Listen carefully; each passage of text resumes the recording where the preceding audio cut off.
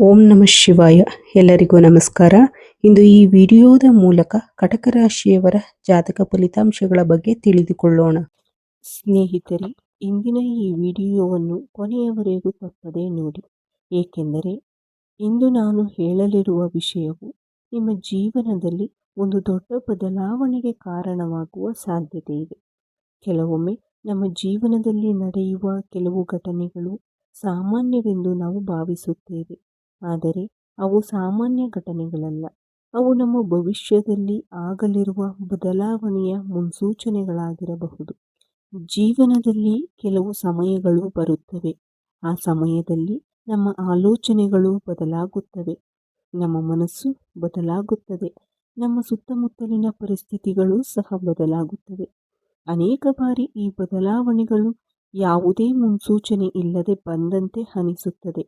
ಆದರೆ ಆಧ್ಯಾತ್ಮಿಕ ದೃಷ್ಟಿಯಿಂದ ನೋಡಿದರೆ ದೊಡ್ಡ ಬದಲಾವಣೆಗೆ ಮುನ್ನ ಕೆಲವು ಸೂಕ್ಷ್ಮ ಸಂಕೇತಗಳು ನಮ್ಮ ಜೀವನದಲ್ಲಿ ಕಾಣಿಸಿಕೊಳ್ಳುತ್ತವೆ ಎಂದು ಹೇಳಲಾಗುತ್ತದೆ. ಮುಂಬರುವ 24 ಗಂಟೆಗಳಲ್ಲಿ ಅಥವಾ ಮುಂದಿನ ಕೆಲವು ದಿನಗಳಲ್ಲಿ ನಿಮ್ಮ ಜೀವನದಲ್ಲಿ ಅಂತಹ ಕೆಲವು ವಿಶೇಷ ಸಂಕೇತಗಳು ಕಾಣಿಸಿಕೊಳ್ಳುವ ಸಾಧ್ಯತೆ ಇದೆ. ನೀವು ಅವುಗಳನ್ನು ಗಮನಿಸಿದರೆ ನಿಮ್ಮ ಜೀವನದ ಬಗ್ಗೆ ಕೆಲವು ಮಹತ್ವದ ನಿರ್ಧಾರಗಳನ್ನು ಸರಿಯಾದ ಸಮಯದಲ್ಲಿ ತೆಗೆದುಕೊಳ್ಳಬಹುದು. ಆದರೆ ಇಲ್ಲಿ ಒಂದು ವಿಷಯವನ್ನು ನೆನಪಿನಲ್ಲಿಟ್ಟುಕೊಳ್ಳಿ. ಈ ವಿಡಿಯೋದಲ್ಲಿರುವ ವಿಷಯಗಳು ಆಧ್ಯಾತ್ಮಿಕ ನಂಬಿಕೆ ಮತ್ತು ಜ್ಯೋತಿಷ್ಯ ಪರಂಪರೆಯನ್ನು ಆಧರಿಸಿವೆ.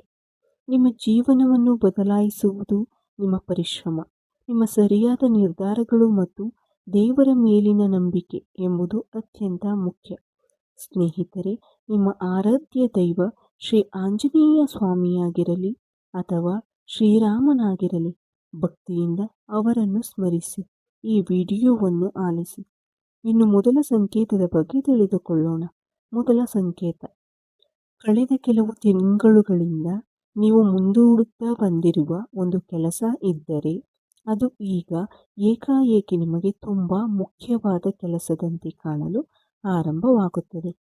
ನಾಳೆ ಮಾಡೋಣ, ಸಮಯ ಸಿಕ್ಕಾಗ ಮಾಡೋಣ ಎಂದು ಬಿಟ್ಟಿದ್ದ ಕೆಲಸವನ್ನು ಈಗಲೇ ಮುಗಿಸಬೇಕು ಎನ್ನುವ ಬಲವಾದ ಆಸೆ ಮೂಡುತ್ತದೆ. ಇದು ಮನೆಗೆ ಸಂಬಂಧಿಸಿದ ಕೆಲಸವಾಗಿರಬಹುದು, ಉದ್ಯೋಗಕ್ಕೆ ಸಂಬಂಧಿಸಿದ ನಿರ್ಧಾರವಾಗಿರಬಹುದು, ವ್ಯವಹಾರಕ್ಕೆ ಸಂಬಂಧಿಸಿದ ಯೋಜನೆಯಾಗಿರಬಹುದು, ಅಥವಾ ಬಹಳ ದಿನಗಳಿಂದ ಮಾತನಾಡದೇ ಇದ್ದ ಒಬ್ಬ ವ್ಯಕ್ತಿಯನ್ನು ಮತ್ತೆ ಸಂಪರ್ಕಿಸಬೇಕು ಎನ್ನುವ ಆಲೋಚನೆಯಾಗಿರಬಹುದು. ಇದುವರೆಗೆ ನಿರ್ಲಕ್ಷ್ಯ ಮಾಡಿದ್ದ ವಿಷಯಗಳು ಈಗ ಬಹಳ ಅಮೂಲ್ಯವೆಂದು ಅನಿಸುತ್ತದೆ. ಬಹುಶಃ ನೀವು ಹೊಸ ಅಭ್ಯಾಸವನ್ನು ಆರಂಭಿಸಬಹುದು. ಬೆಳಿಗ್ಗೆ ಬೇಗ ಎದ್ದು ವ್ಯಾಯಾಮ ಮಾಡಬೇಕು ಎಂದು ಅನಿಸಬಹುದು. ಪುಸ್ತಕ ಓದಬೇಕು ಎನ್ನಬಹುದು. ಹಣದ ಉಳಿತಾಯ ಮಾಡಬೇಕು ಎಂಬ ನಿರ್ಧಾರಕ್ಕೆ ಬರಬಹುದು. ಅಥವಾ ನಿಮ್ಮ ಆರೋಗ್ಯದ ಕಡೆ ಹೆಚ್ಚು ಗಮನ ಕೊಡಬೇಕು ಎನ್ನುವ ಆಲೋಚನೆ ಬರಬಹುದು. ಸ್ನೇಹಿತರೆ, ಈ ರೀತಿಯ ಬದಲಾವಣೆಗಳು ಹೊರಗಿನಿಂದ ಬರುವುದಿಲ್ಲ. ಅವು ನಮ್ಮೊಳಗಿನಿಂದಲೇ ಆರಂಭವಾಗುತ್ತವೆ. ನಮ್ಮ ಮನಸ್ಸು ಬದಲಾಗುವ ಜೀವನವು ಬದಲಾಗಲು ಆರಂಭಿಸುತ್ತದೆ. ಇದುವರೆಗೆ ವ್ಯರ್ಥವೆಂದು ಕಂಡಿದ್ದ ಅನೇಕ ವಿಷಯಗಳು ಈಗ ಜೀವನಕ್ಕೆ ಬಹಳ ಅಗತ್ಯವೆಂದು ಅನಿಸುತ್ತದೆ. ಸಮಯದ ಮೌಲ್ಯ ಅರ್ಥವಾಗುತ್ತದೆ. ಕುಟುಂಬದ ಮಹತ್ವ ತಿಳಿಯುತ್ತದೆ. ಆರೋಗ್ಯವೇ ನಿಜವಾದ ಸಂಪತ್ತು ಎಂಬುದು ಮನಸ್ಸಿಗೆ ಸ್ಪಷ್ಟವಾಗುತ್ತದೆ. ಇವೆಲ್ಲವೂ ನಿಮ್ಮೊಳಗೆ ನಡೆಯುತ್ತಿರುವ ಒಳ್ಳೆಯ ಬದಲಾವಣೆಯ ಸೂಚನೆಗಳಾಗಿರಬಹುದು. ಇವಾಗ ಎರಡನೇ ಸಂಕೇತದ ಬಗ್ಗೆ ತಿಳಿದುಕೊಳ್ಳೋಣ. ಬಹಳ ಹಿಂದೆಯೇ ನೀವು ಸಂಪೂರ್ಣವಾಗಿ ಬಿಟ್ಟಿದ್ದ ಒಂದು ಹಳೆಯ ಕನಸು, ಒಂದು ಅಪೂರ್ಣ ಯೋಜನೆ ಅಥವಾ ಒಂದು ಗುರಿ ಮತ್ತೆ ನಿಮ್ಮ ಮನಸ್ಸಿನಲ್ಲಿ ಮೂಡುತ್ತದೆ. ನಾನು ಇದನ್ನು ಮತ್ತೆ ಪ್ರಯತ್ನಿಸಬೇಕು ಎಂಬ ಭಾವನೆ ಬರುತ್ತದೆ. ಹಿಂದೆ ಅದು ಅಸಾಧ್ಯವೆಂದು ಕಂಡಿದ್ದ ಕೆಲಸ ಈಗ ಅಷ್ಟು ಕಷ್ಟಕರವಾಗಿ ಕಾಣುವುದಿಲ್ಲ.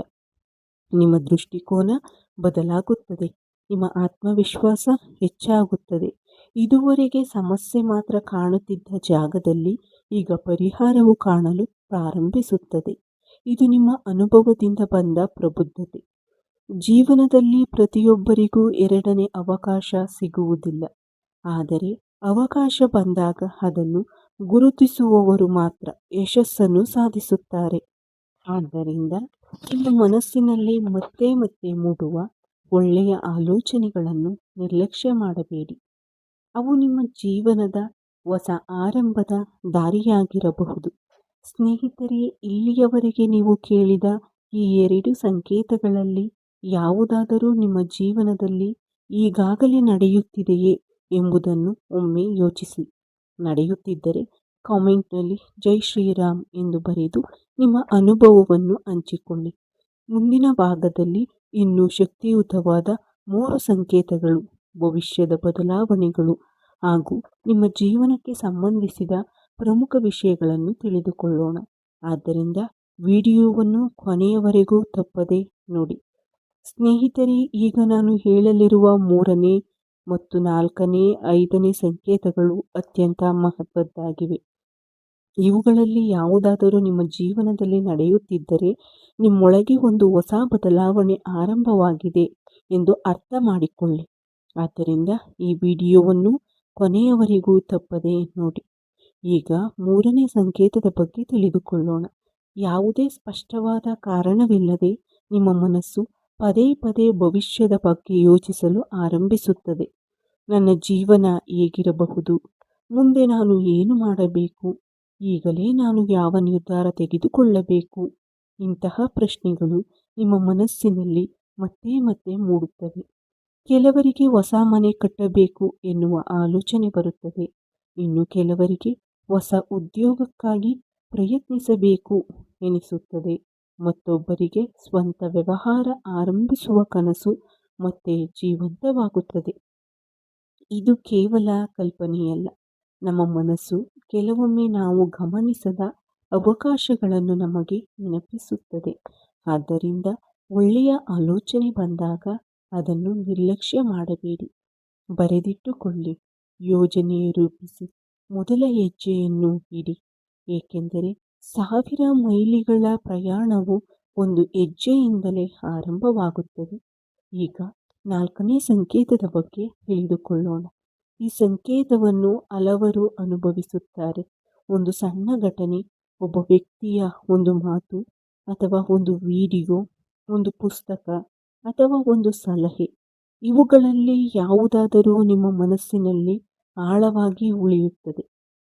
ಹಿಂದೆ ಇದೇ ಮಾತು ಕೇಳಿದ್ದರೂ ನೀವು ಗಮನಿಸಿರಲಿಲ್ಲ, ಆದರೆ ಈಗ ಅದು ನಿಮ್ಮ ಜೀವನದ ದಿಕ್ಕನ್ನೇ ಬದಲಾಯಿಸುವಷ್ಟು ಪ್ರಭಾವ ಬೀರುತ್ತದೆ. ಏಕೆ ಗೊತ್ತಾ?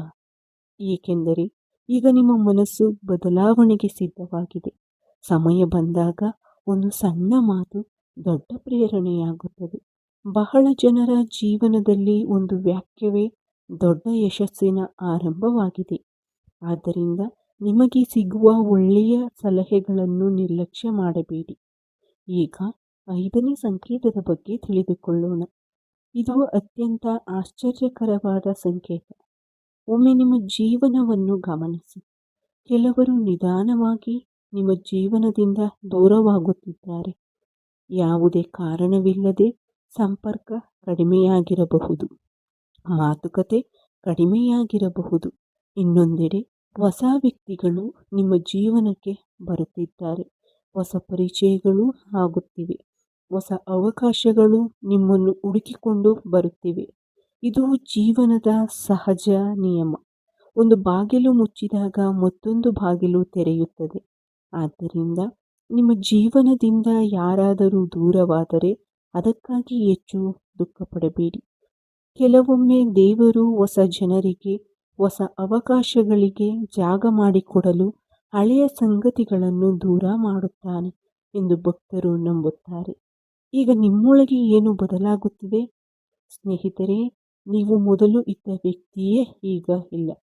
ನಿಮ್ಮ ಆಲೋಚನೆಗಳು ಬದಲಾಗುತ್ತಿವೆ, ನಿಮ್ಮ ಆದ್ಯತೆಗಳು ಬದಲಾಗುತ್ತಿವೆ.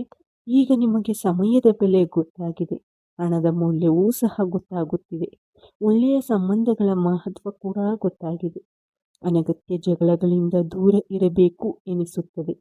ಮನಸ್ಸಿಗೆ ಶಾಂತಿ ಬೇಕು ಎನಿಸುತ್ತದೆ. ಇದು ಒಳ್ಳೆಯ ಲಕ್ಷಣ. ಏಕೆಂದರೆ ಯಶಸ್ಸಿನ ಮೊದಲ ಹೆಜ್ಜೆ ಮನಸ್ಸಿನ ಬದಲಾವಣೆ. ದೇವರ ಕಡೆಗೆ ಆಕರ್ಷಣೆ ಹೆಚ್ಚಾಗುವುದು. ಇನ್ನೊಂದು ವಿಶೇಷ ಸಂಗತಿ, ಇತ್ತೀಚಿನ ದಿನಗಳಲ್ಲಿ ನಿಮಗೆ ದೇವಾಲಯಕ್ಕೆ ಹೋಗಬೇಕು ಎನಿಸುತ್ತಿದೆಯೇ? ಆಂಜನೇಯ ಸ್ವಾಮಿಯ ನಾಮಸ್ಮರಣೆ ಮಾಡಬೇಕು ಎನಿಸುತ್ತಿದೆಯೇ? ಶ್ರೀರಾಮನ ಹೆಸರು ಪದೇ ಪದೇ ನೆನಪಾಗುತ್ತಿದೆಯೇ?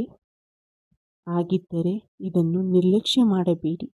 ದೇವರ ಸ್ಮರಣೆ ಮನಸ್ಸಿಗೆ ಧೈರ್ಯ ಕೊಡುತ್ತದೆ. ಭಕ್ತಿ ನಮ್ಮೊಳಗೆ ಆತ್ಮವಿಶ್ವಾಸವನ್ನು ಬೆಳೆಸುತ್ತದೆ. ಆತ್ಮವಿಶ್ವಾಸವೇ ಯಶಸ್ಸಿನ ಮೊದಲ ಮೆಟ್ಟಿಲು.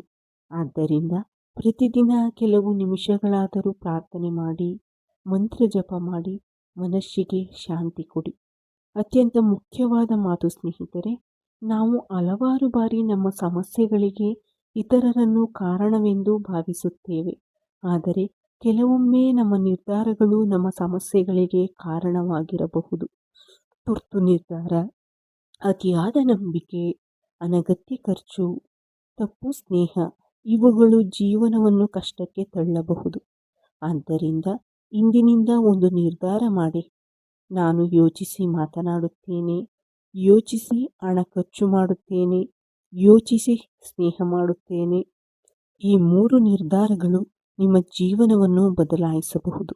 ಸ್ನೇಹಿತರೆ, ಮುಂದಿನ ಭಾಗದಲ್ಲಿ ನಿಮ್ಮ ಆರ್ಥಿಕ ಸ್ಥಿತಿ, ಉದ್ಯೋಗ, ಆರೋಗ್ಯ, ಕುಟುಂಬ ಮತ್ತು ಕೊನೆಯಲ್ಲಿ ಆಂಜನೇಯ ಸ್ವಾಮಿಯ ಅತ್ಯಂತ ಶಕ್ತಿಯುತವಾದ ಸರಳ ಪರಿಹಾರದ ಬಗ್ಗೆ ತಿಳಿದುಕೊಳ್ಳೋಣ.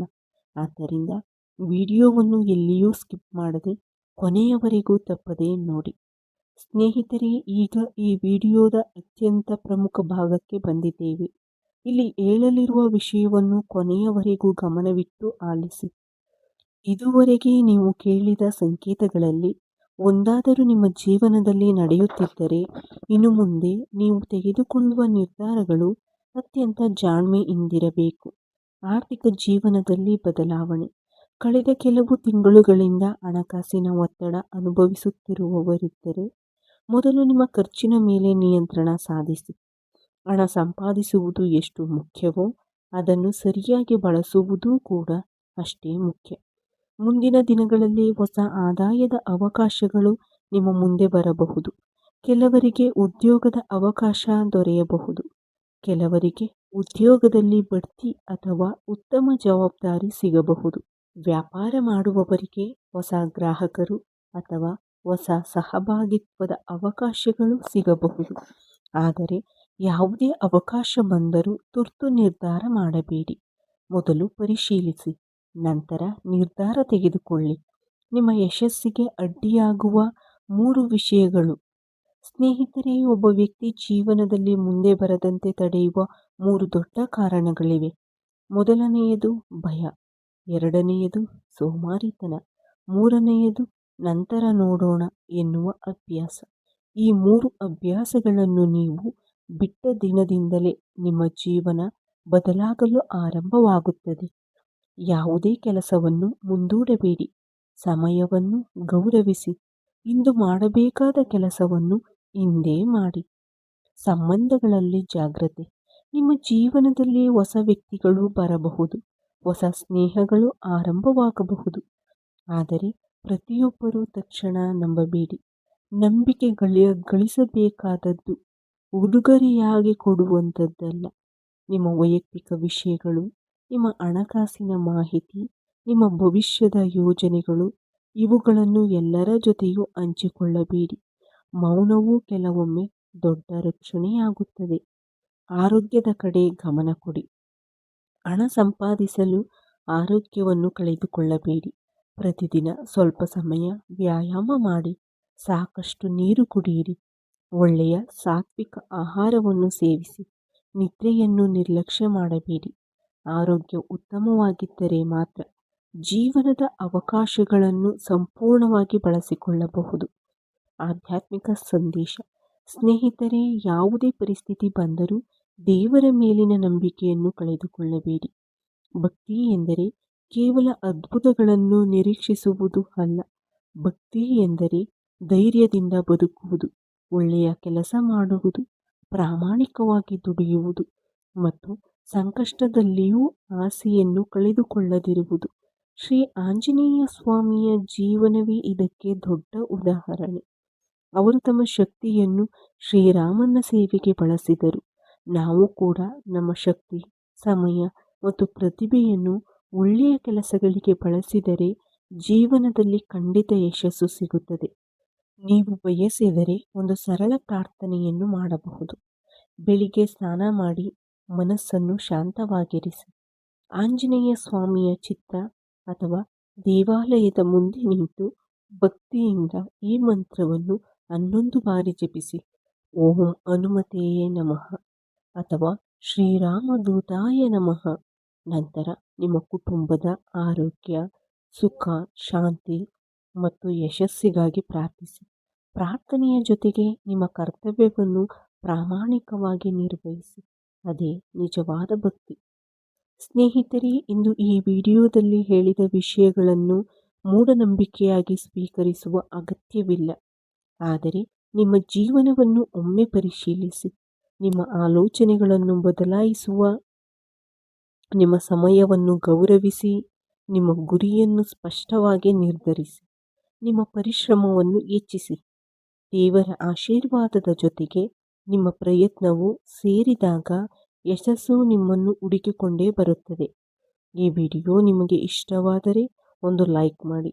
ಇಂತಹ ಆಧ್ಯಾತ್ಮಿಕ ಹಾಗೂ ಪ್ರೇರಣಾದಾಯಕ ವಿಡಿಯೋಗಳನ್ನು ನೋಡಲು ನಮ್ಮ ಚಾನಲನ್ನು ಸಬ್ಸ್ಕ್ರೈಬ್ ಮಾಡಿ ಮತ್ತು ಕಾಮೆಂಟ್ನಲ್ಲಿ ತಪ್ಪದೆ ಜೈ ಶ್ರೀರಾಮ್ ಅಥವಾ ಜೈ ಆಂಜನೇಯ ಎಂದು ಬರೆಯಿರಿ. ನಿಮ್ಮ ಮತ್ತು ನಿಮ್ಮ ಕುಟುಂಬದ ಮೇಲೆ ಶ್ರೀರಾಮ ಮತ್ತು ಶ್ರೀ ಆಂಜನೇಯ ಸ್ವಾಮಿಯ ಕೃಪೆ ಸದಾ ಇರಲಿ. ಧನ್ಯವಾದಗಳು. ಜೈ ಶ್ರೀರಾಮ್, ಜೈ ಹನುಮಾನ್.